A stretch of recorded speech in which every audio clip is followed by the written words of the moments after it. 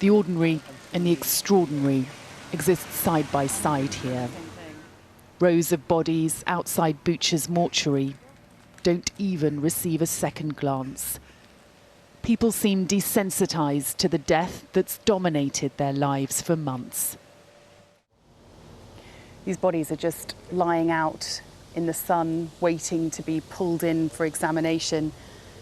And we don't really know anything about who these people were, but it's clear from the very strong smell, it's hard to describe quite how bad it is, that these people have clearly been dead for some time. We then learn Bucha, that's seen some of the war's worst atrocities, has received these bodies from Mariupol, 500 miles away, another place in Ukraine now synonymous with the horrors of this war.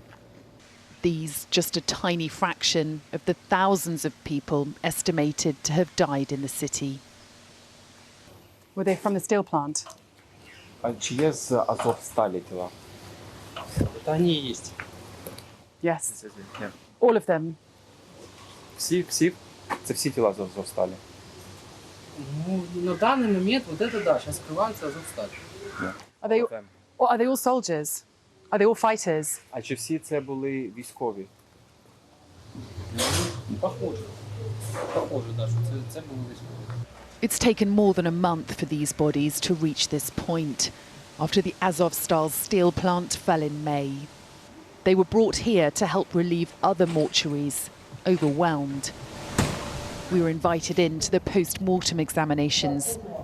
Nothing prepared us for what we would see. The two bodies being examined are decomposing from head to toe. You can't make out their faces, but they appear to be young men. Forensic experts in full protective gear use wire to track bullet entry and exit points, while a prosecutor and police collect evidence. No one wants to speak on camera here, and they don't want any of the bodies identified. But it's clear these people are under a lot of pressure. Ukraine is struggling to cope with the number of dead. Outside the mortuary, we're told this lorry is holding more bodies that have been here for 3 weeks.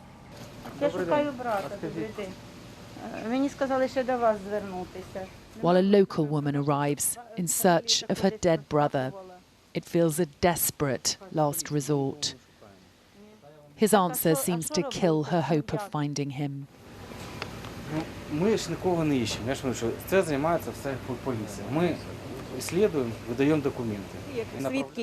Clutching his passport, she tells us he lay dead on his balcony for 3 to 4 days before he was taken away by the Ukrainian army.